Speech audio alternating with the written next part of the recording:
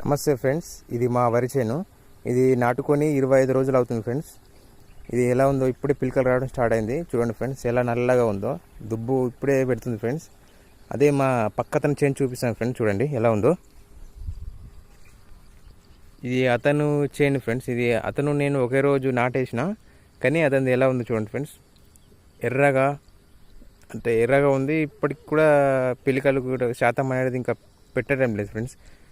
అదే నేను ఏది వాడానో ఈ వీడియోలో తెలుసుకున్నాను ఫ్రెండ్స్. నేను వరి నాటిన 15 రోజుల తర్వాత మనం వేసుకుంటాం కదా ఫ్రెండ్స్, రెండో దఫా ఎరువుల్లో. ఆ ఎరువుల్లో నేను ఎరిస్ వల్ల ఎండోమైకోని కలిపి వాడాను ఫ్రెండ్స్.